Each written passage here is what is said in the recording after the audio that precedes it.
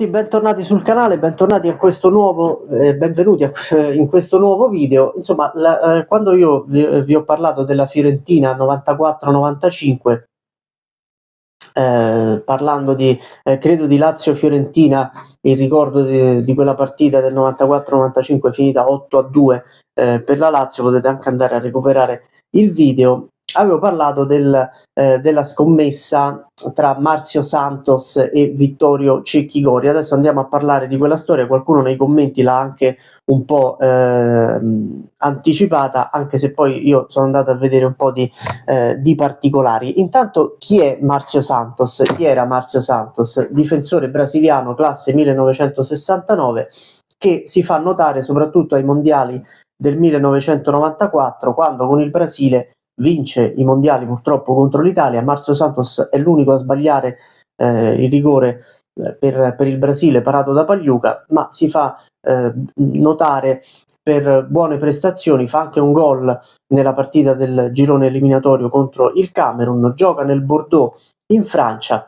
e nell'estate del 1994 la Fiorentina, che è neopromossa in Serie A dopo l'incredibile retrocessione del 1993, c'è Claudio Ranieri in panchina, deve comprare un difensore centrale. Sulle prime va su un giovanissimo e molto promettente Lilian Thuram. Chissà che cosa sarebbe successo se la Fiorentina avesse preso Thuram, non lo sapremo mai. Sappiamo che va su Marzio Santos, non pagato neanche pochissimo, 6 miliardi di lire. Quando arriva in Italia si inizia un po' a vociferare che oltre al calcio abbia una grande passione per le donne. Vi faccio vedere anche la figurina di Marzio Santos nella sua unica stagione italiana. Eccolo qua, stagione 94-95.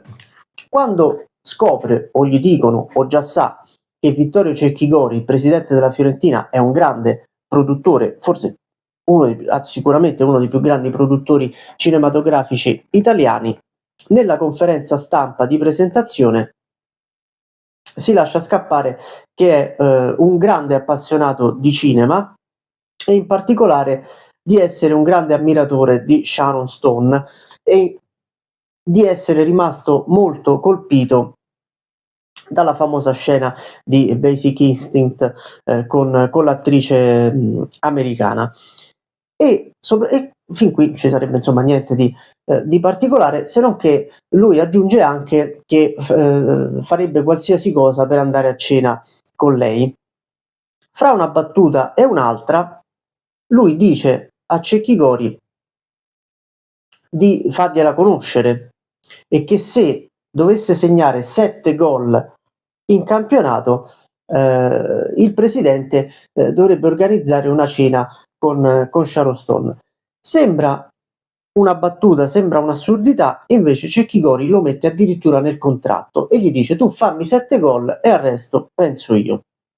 Ovviamente i giornali sportivi, anche giornali scandalistici, iniziano a scrivere di tutto e di più, e si inizia a guardare si iniziano a guardare le prestazioni di Marzio Santos, che dovrebbe segnare 7 gol da difensore centrale, da stopper. La Fiorentina ebbe un difensore centrale negli anni 80 che era l'argentino Daniel Passarella, che fece credo una decina di gol, ma calciava anche i rigori. La stessa cosa accadde a Materazzi con il Perugia, ma anche lì tirava i rigori. Ci sono stati dei difensori che hanno segnato tanto in Italia. Marzio Santos, tra l'altro, io qui già dall'album vado a vedere il suo bottino di reti. In fondo dal 1988 al 93-94 ha fatto 6 gol, tutti divisi in due gol nella Serie B brasiliana e 2 gol col Bordeaux nel 92-93 e 2 gol col Bordeaux nel 93-94. Diciamo, neanche un difensore così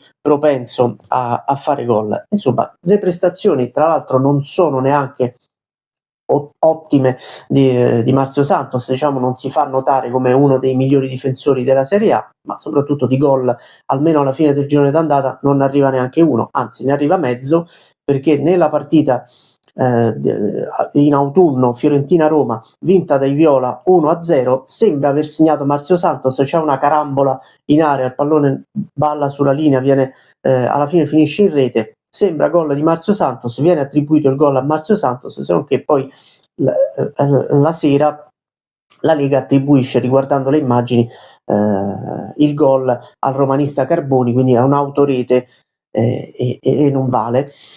Alla fine del girone d'andata Marzio Santos è ancora a quota 0 gol, e quindi diciamo che le speranze di andare a cena con Sharon Stone si stanno pian piano assottigliando. Il 9 aprile addirittura segna un autogol contro il Bari. Non vale ovviamente neanche quello per la scommessa, ma una settimana dopo segna finalmente il suo primo gol italiano, il suo primo gol in Serie A nella partita contro il Napoli. Insomma, gliene mancano 6 da fare in 7 partite, forse neanche il Batistuta di quell'anno, che è capocannoniere della Serie A, ci sarebbe riuscito, figuriamoci Marzio Santos, che comunque ci prova. Il 21 maggio segna contro il Torino, anche in quel caso fa pure autogol. La sua stagione finisce così, con 2 gol e 2 autogol. La scommessa la perde, si può consolare anche se avesse sommato i 2 autogol sarebbe arrivato a 4, se gli avessero dato il gol contro la Roma sarebbe arrivato a 5, sommando pure gli autogol. Insomma, dell'uscita con Sharon Stone non se ne sarebbe fatto niente comunque.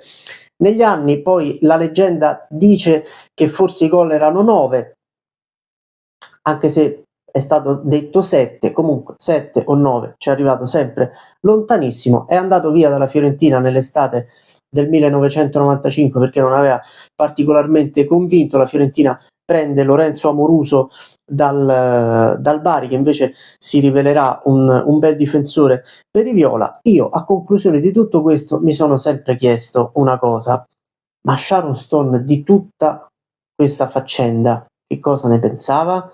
Se Marzio Santos avesse segnato questi famigerati 7 gol, che cosa avrebbe detto l'attrice americana? Sarebbe andata davvero a cena con il difensore brasiliano, magari a Firenze, magari davanti a un bicchiere di vino e a una fiorentina? Forse sarebbe stato opportuno intanto chiederlo a lei e poi fare questa particolare scommessa, che comunque il brasiliano ha perso. In fondo era un appassionato di Sharon Stone come tanti dell'epoca, e gli ha detto male al signor Marzio Santos, che viene ricordato ancora oggi dopo 30 anni fondamentalmente soltanto per questo.